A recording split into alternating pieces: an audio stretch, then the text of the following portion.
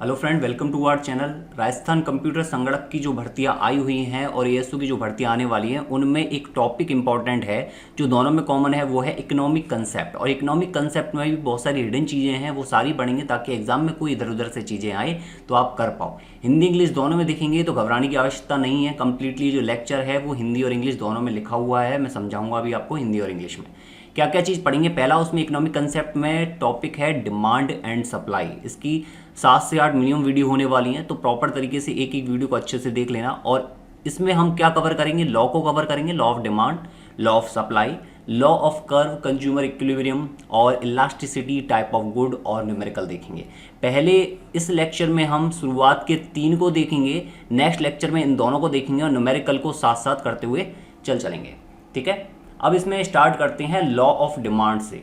तो आपको सबसे पहले ये बात पता होनी चाहिए कि ये दिया किसने, तो ये दिया अल्फ्रेड मार्शल ने। अल्फ्रेड मार्शल ने इस लॉ ऑफ डिमांड को दिया और उसमें इन्होंने क्या कहा, it shows relationship between price and it's demand. यानी कि ये लॉ ऑफ डिमांड है, जो मांग का कानून है, वो किसके ऊपर निर्भर करता है, वो प्राइस और डिमांड के ऊपर ही काम करता है।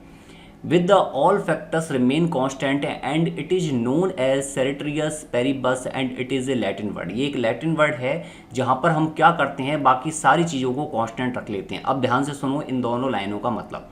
यहाँ पर क्या दिया हुआ, प्राइस और डिमांड के बीच में इसने रिलेशन बताया, जो बताया P किसके, डायरेक्टली प्रोपोर्शनल टू 1/D के।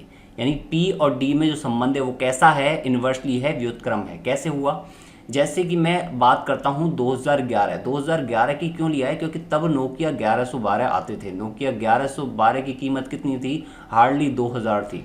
एप्पल तो तब भी आता था, लेकिन एप्पल की कीमत तब कितनी थी, तब एप्पल की कीमत थी 50,000। एप्पल टोटल फ़ोन कितने बनाता था, 2000 फ़ोन बनाता होगा हार्डली। और नोकिया कितने फ़ोन बनाता था, 2 लाख फ़ोन बनाता था। यहाँ पर देख रहे हो आप नंबर में, फ़ोन का नंबर कितना है, यहाँ 2 लाख है, यहाँ पर कितना है 20,000 मान लो, ज़्यादा से ज़्यादा मैक्स टू मैक्स 20,000। मैं 2 लाख के कंपैरिजन में देख रहा हूँ ये चीज़।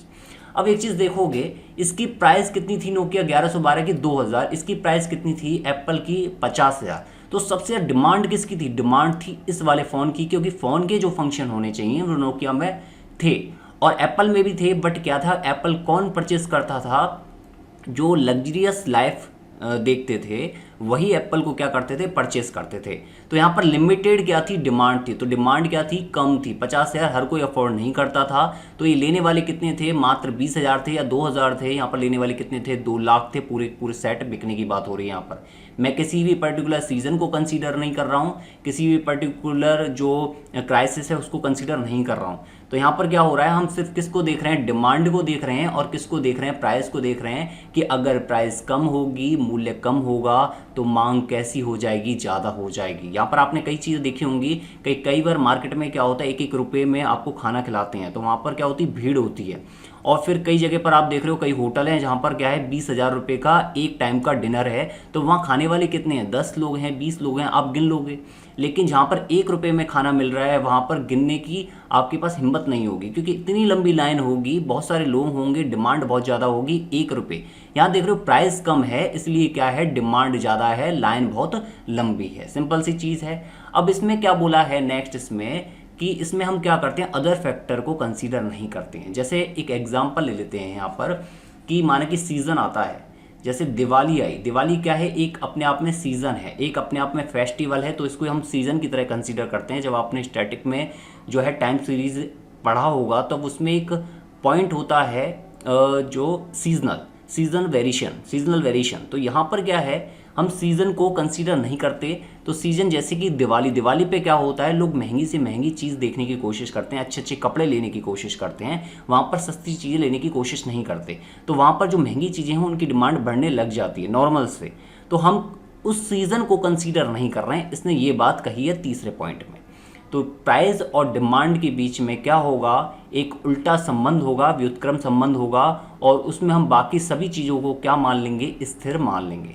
ये चीज़ आप सभी को क्लियर होनी चाहिए। जितना हो सकता है इस वीडियो को शेयर कर देना। और एक इम्पॉर्टेंट बात, कंप्लीट पार्ट बी का जो कोर्स है उसकी लिंक डिस्क्रिप्शन में दे रखी है, उसको जाकर आप देख सकते हो, डेमो वीडियो और वहाँ पर PDF अवेलेबल है। अब इसमें कर्व की बात देखते हैं, हम कर्व कैसे बनाएंगे। आपसे क्वेश्चन पूछ सकता है लॉ ऑफ डिमांड का कर्व इनमें से क्या होगा। तो एक आपका यहाँ पर इस तरह से ऑप्शन हो सकता है, एक ऑप्शन कुछ इस तरह से हो सकता है, एक ऑप्शन ये हो सकता है जो यहाँ पर दिया है, और एक ऑप्शन जो है वो कुछ इस तरह से हो सकता है। तो आपसे कुछ भी वो ऑप्शन दे सकता है और उसमें आप आंसर टिक कर सकते हो अगर आपको ये चीज़ें पता है कि लॉ ऑफ डिमांड कर्व कैसे बनता है। अब प्रॉपरली देखो इसको कैसे बनाया जाएगा। जैसे कि प्राइस है, प्राइस क्या हो रहा है, 1 रुपये से स्टार्ट कर रहे हैं। 0 रुपये तो बहुत कम होती है कि किसी भी चीज़ की प्राइस 0 है तो उसको बोलेंगे ही नहीं कि वो प्राइस है, उसको फ्री बोलेंगे। तो 1 रुपये है तो 0 तो यहाँ पर कंसीडर करते ही नहीं है, इसलिए इस लॉ ऑफ डिमांड के कर्व को कभी भी टच नहीं करते, ना तो डिमांड से टच करते हैं ना ही जो है प्राइस से टच करते हैं। डिमांड से टच क्यों नहीं करते हैं, क्योंकि ऐसी कोई भी चीज़ नहीं है जिसकी डिमांड क्या है 0 हो जाए अगर वो मार्केट में हो। तो किसी भी चीज़ की डिमांड को 0 कंसीडर नहीं करते हैं, तो इसलिए ये कभी भी टच नहीं होता। तो प्राइस 1 है, 1 की 2 रुपये है, 1 की 3 रुपये, 1 की 4 रुपये है। तो यहाँ पर आप देखोगे जब डिमांड होगी यहाँ पर क्या होगी, बहुत ज़्यादा होगी, 4 होगी, यहाँ पर 3 होगी, यहाँ पर 2 होगी, यहाँ पर क्या हो जाएगी, 1 हो जाएगी। डिमांड कैसी हो रही है, कम होती जा रही है जैसे जैसे प्राइस बढ़ता जा रहा है। तो यहाँ पर क्या ले लिया हमने, प्राइस को ले लिया है, यहाँ पर किसको ले लिया हमने, डिमांड को ले लिया। अब देखो यहाँ पर जब 140 रुपये की चीज़ है, आप यहाँ से देखो पहले कि 400 रुपये की चीज़ है, महंगी चीज़ है, तो डिमांड कैसी है, कम है, डिमांड इधर की तरफ बढ़ेगी। डिमांड कैसी है, ओनली 1000 लोगों ने खरीद रखा है। लेकिन जैसी 300 रुपये की चीज़ हुई, ये कम हो गई रेट, तो डिमांड क्या होगी, बढ़ गई, तो 2000 लोगों ने इसको परचेज कर लिया। वहीं डिमांड क्या है, 200 रुपये पर देखोगे तो 3000 लोगों ने परचेज किया है, 140 रुपये पर देख रहे हो तो 4000 लोगों ने परचेज किया है। तो ये क्या है, ये है लॉ ऑफ डिमांड कर्व, जो किस डायरेक्शन में जाता है, डाउनवर्ड डायरेक्शन में, downward sloping from left to right. बाएं से दाएं क्या जाएगा, डाउनवर्ड डायरेक्शन में जाएगा। इसलिए ये वाला जो ग्राफ था आप ये देख रहे थे, ये कैसा हो जाएगा, गलत हो जाएगा। इसका मतलब क्या था कि जब प्राइस बढ़ेगी तो डिमांड कैसी होगी, डिमांड बढ़ेगी। तो जो आप कुछ वस्तुएं पढ़ोगे आगे जाके जिनमें क्या होता है, प्राइस बढ़ने पर डिमांड कैसी होती है, बढ़ जाती है, तो वहाँ पर लॉ ऑफ डिमांड कर्व बिल्कुल क्या हो जाता है, उल्टा हो जाता है। तो वो चीज़ क्या देखोगे, वो आगे जाके देखोगे जब आप टाइप ऑफ गुड्स पढ़ोगे। तो इसलिए आपको कुछ हिडन टॉपिक हैं जो आपको पढ़ने जरूरी हैं। ये चीज़ आपको समझ में आ गई। इसके साथ ये क्या दे रखा है, ये कह रहा है कि मे बी कर्वी है, करी नहीं है, कर्वी है। कर्वी मतलब कि घुमावदार हो सकता है और स्ट्रेट लाइन भी हो सकता है। जैसे कि ये जो ग्राफ इस तरह से दे रखा है, ये कैसा है, नॉन लीनियर ग्राफ है, या फिर आप इसको बोल सकते हो कर्वी ग्राफ। ये ग्राफ ऐसे भी हो सकता है, बिल्कुल स्ट्रेट लाइन भी हो सकता है डाउन साइड। इसको क्या बोलेंगे, इसको बोलेंगे हम लीनियर ग्राफ या फिर स्ट्रेट लाइन ग्राफ। ये चीज़ समझ में आई, लेकिन होगा कैसा, डाउनवर्ड स्लोपिंग होगी। नेक्स्ट इसमें देखो law of supply. Law of demand में हमने क्या देखा कि जब प्राइस बढ़ेगी तब डिमांड क्या होगी, कम होगी। लेकिन ये किसका नज़रिया था, ये नज़रिया था ग्राहकों की तरफ से, यानी कि जो सामान खरीदने वाला है, कंज्यूमर है, कस्टमर है, उसकी तरफ से ये चीज़ देखी जाती थी। वो ये सोचता था कि ये चीज़ प्राइस बढ़ने लग गई है, मैं अफोर्ड नहीं कर सकता तो मैं इसको नहीं खरीदूँ। लेकिन अगर हम कंपनी के रेस्पेक्ट में देखें या प्रोडक्शन के रेस्पेक्ट में देखें, जो चीज़ प्रोडक्ट बना रही है उसके रेस्पेक्ट में देखें, तो वहाँ पर क्या देखेंगे, वहाँ देखेंगे जैसे जैसे प्राइस बढ़ेगी तब क्या होगी, सप्लाई बढ़ेगी, या सप्लाई बढ़ेगी तो वैसे वैसे क्या होगा, प्राइस बढ़ेगी। तो ये जस्ट उल्टा होता है डिमांड कर्व का। It is from a supplier point of view, it states that as the price of a product increase, यानी किसी प्रोडक्ट की प्राइस इंक्रीज हो गई तो क्वांटिटी सप्लाईशन का क्या हो जाएगा, वो भी बढ़ जाएगा, प्रोडक्शन कैसा होगा, बढ़ जाएगा। Because the supplier wants to earn max profit.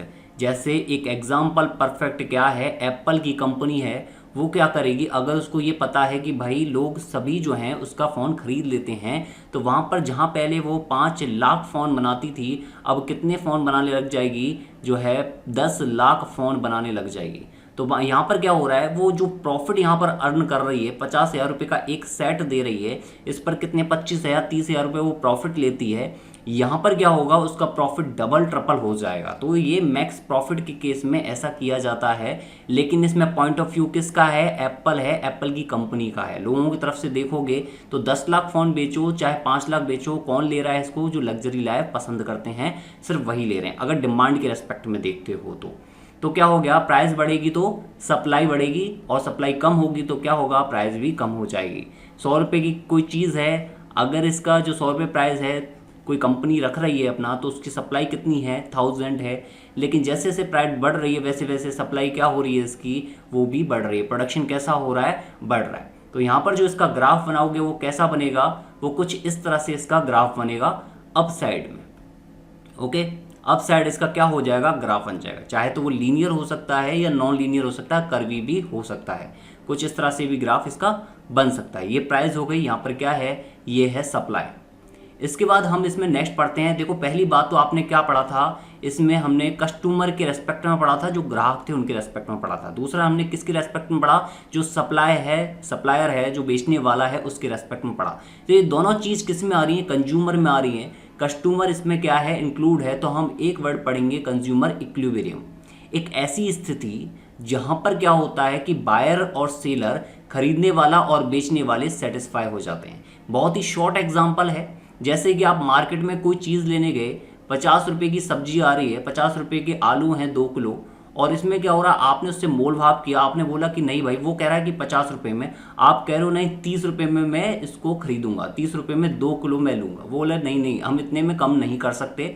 तो आप क्या करोगे, इसके बीच में एक इक्विलिब्रियम कंडीशन आएगी, जहां पर क्या होगा, ये पर्सन भी मान जाएगा और खरीदने वाला भी मान जाएगा। 40 रुपये में बात तय हो गई, 40 रुपये में 2 किलो आलू, कहाँ तो 25 रुपये प्रति किलो मिल रहे थे, आपने मांगा कितना में, 15 रुपये प्रति किलो में, और बात कितने में तय हुई, 20 रुपये प्रति किलो में बात तय हो गई। तो ये क्या है, एक छोटा सा एग्जाम्पल है समझने का कि एक ऐसी कंडीशन जहां पर बायर और सेलर क्या हो जाते हैं, दोनों सेटिस्फाई हो जाते हैं, यानी कि बायर जो है सेलर से क्या कर लेता है, गुड को परचेस कर लेता है।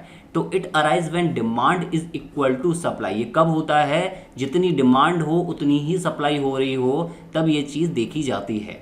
यानी कि अगर डिमांड मार्केट में 2000 लोग ही कर रहे हैं और कंपनी 2000 ही सप्लाई कर रही है, तो कंपनी को मतलब सिर्फ इन 2000 से है। जैसे कि एप्पल को, परफेक्ट एग्जांपल है इसका भी एप्पल, कि एप्पल क्या करती है, जो 50,000 फ़ोन बनाती है वो सिर्फ उन 50,000 लोगों के लिए ही बनाती है। इसके बाद वो 51,000 फ़ोन नहीं बनाती, क्योंकि उसको पता है जो लग्जरी लाइफ पसंद करने वाले लोग हैं वो कितने हैं, वो इतने ही हैं। हमने इसमें क्या देखा कि जब मांग और पूर्ति बराबर हो जाए, डिमांड और सप्लाई क्या हो जाए, बराबर हो जाए। यहाँ पर प्राइस है, यहाँ पर हम क्या ले रहे हैं, क्वांटिटी ले रहे हैं, यानी कि डिमांड भी ले सकते हो, सप्लाई भी ले सकते हो, दोनों चीज़ ले सकते हो। तो जब प्राइस क्या हो रहा है, डिमांड का कर्व कैसे बन रहा है, बिल्कुल स्ट्रेट लाइन डाउनवर्ड साइड, और सप्लाई का कर्व कैसे बन रहा है, अपवर्ड जो है अपसाइड। यहाँ पर ये जो कर्व है ये किसका है, ये सप्लाई एंड प्राइस का है, ये कर्व किसका है, प्राइस एंड डिमांड का है। इसमें ये जो कट है, ये जो मीट पॉइंट है, इसको बोलेंगे कंज्यूमर इक्विलिब्रियम, उपभोक्ता संतुलन।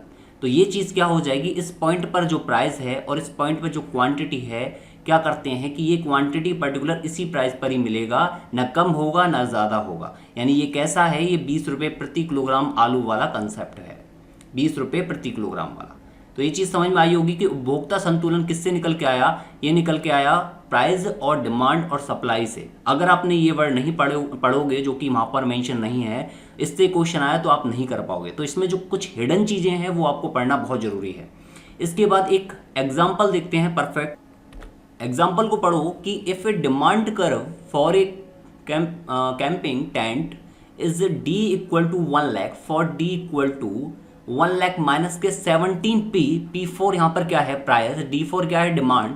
तो डिमांड और प्राइस के बीच में क्या दे रखा है, एक लाइन में ग्राफ दे रखा है, एक लाइन, लीनियर ग्राफ है।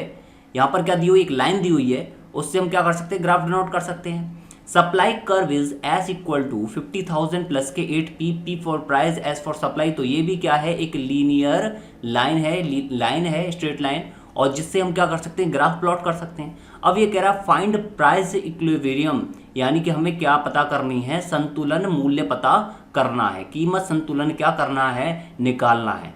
तो देखो दो तरीके हैं। पहला तो ये है कि आप ग्राफ प्लॉट करो, और ग्राफ प्लॉट करने के बाद आपने एक ग्राफ इस तरह से प्लॉट किया, प्राइस यहाँ आ जाएगा, यहाँ सप्लाई और डिमांड आ जाएगा, और एक ग्राफ इस तरह से प्लॉट किया, तो जो कट पॉइंट होगा वही क्या होगा, प्राइस होगा। उस पॉइंट पे जो प्राइस आ जाएगा वही क्या होगा, आपका आंसर होगा। दूसरा तरीका इसका ये थोड़ा सा क्या है, कॉम्प्लिकेटेड है। तो इसमें दूसरा तरीका सिंपल सा ये है कि आप क्या करोगे, इस कंडीशन में आपको डिमांड जो दी हुई है और आपको जो यहाँ पर सप्लाई दी हुई है, उन दोनों को क्या कर दो, इक्वल कर दो, क्योंकि डिमांड और सप्लाई क्या हो जाती है, कीमत संतुलन में इक्वल हो जाती है। वो आपने देखा, संतुलन में जितनी डिमांड होती है उतनी क्या हो जाती है, सप्लाई हो जाती है, दोनों चीज़ें कैसी हो जाती हैं, बराबर हो जाती हैं। तो हम क्या करेंगे, यहाँ पर जो है 1 lakh minus 17p equal to, ये क्या है, 50,000 प्लस के 8। सिंपल सी चीज़, बहुत ही आसान तरीके से आप क्या करोगे, पी को कैलकुलेट कर लोगे तो कुछ इस तरह से ये चीज़ आ जाएगी और यहाँ पर पी की वैल्यू क्या आ जाएगी, 2000 आ जाएगी। यानी कि ये जो संतुलन प्राइस है वो कितना है, संतुलन मूल्य है वो है 2000 रुपये। कैसे किया आपने संतुलन वर्ड को यूज करके डिमांड और सप्लाई को क्या कर दिया, इक्वल कर दिया। जितनी मांग उतनी पूर्ति, तो वो किस मूल्य पर, वो मूल्य है 2000 रुपये। बहुत ही आसान सवाल है। इसके बाद हम 2 टॉपिक और देखेंगे जिससे क्या होगा, आपका ये डिमांड एंड सप्लाई वाला कंप्लीट हो जाएगा। और जितना हो सकता है वीडियो को शेयर कर देना। ये कोर्स के बारे में डिस्क्रिप्शन है ESO और कंप्यूटर का, जिसकी लिंक भी डिस्क्रिप्शन में दे रखी है आपको। वीडियो कोर्स और ई बुक कंबाइंड है, अच्छे से पढ़ लेना इसको। इसके बाद आपको कुछ भी करने की ज़रूरत नहीं पड़ेगी। और इसमें कंप्लीट पार्ट बी को कवर किया हुआ है, पार्ट ए को कवर नहीं किया हुआ है। Okay, thank you, good luck.